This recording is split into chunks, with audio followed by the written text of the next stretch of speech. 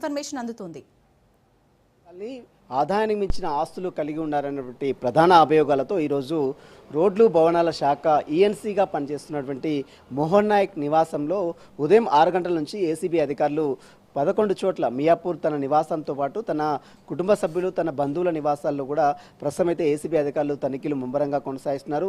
ఇప్పటి వరకు పెద్ద ఎత్తున అతనిపై అనేక ఆరోపణలు, అవినీతి ఆరోపణలు రావడంతో రోడ్లు భవనాల శాఖలో పనిచేస్తున్నటువంటి సమయంలో ఈఎన్సీగా పనిచేస్తున్నటువంటి నేపథ్యంలో అతను పెద్ద ఎత్తున కాంట్రాక్టర్ల దగ్గర నుంచి కోట్ల రూపాయలు గడించారు, పెద్ద ఎత్తున ఆస్తులను కూడబెట్టుకున్నారనేటువంటి ప్రధాన అభియోగాలతోనే ఈరోజు ఉదయం నుంచి కూడా ఏసీబీ అధికారులు ముమ్మరంగా అతని నివాసం మియాపూర్లో ఉన్నటువంటి తన నివాసంతో పాటు తన కుటుంబ సభ్యులు తన బంధువుల నివాసాల్లో మొత్తం 11 ప్లేసెస్లో మాత్రము ఏసీబీ అధికారులు అయితే సోదాలు కంటిన్యూ కొనసాగిస్తున్నారు. ఇప్పటివరకు జరిపినటువంటి సోదాల్లో అతని భారీగా స్థిరచర ఆస్తులు భారీగా గుర్తించినట్లు తెలుస్తుంది. భారీగా బంగారు ఆభరణాలు కూడా ఏసీబీ అధికారులు గుర్తించినట్లు కూడా సమాచారం తెలుస్తుంది.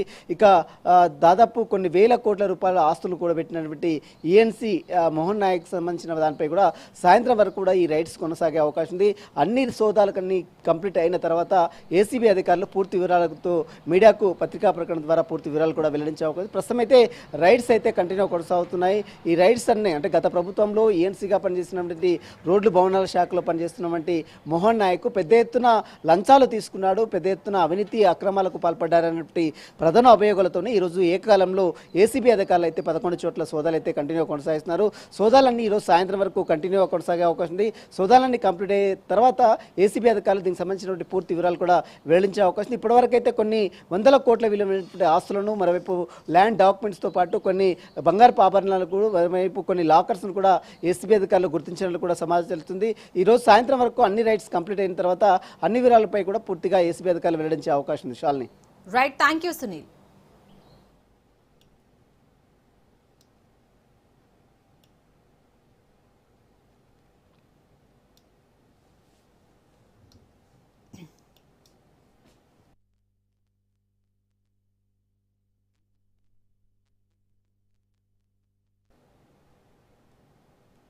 విశాఖ స్టీల్ ప్లాంట్ లో చోటు చేసుకున్న ఘోర ప్రమాదం సృష్టించిన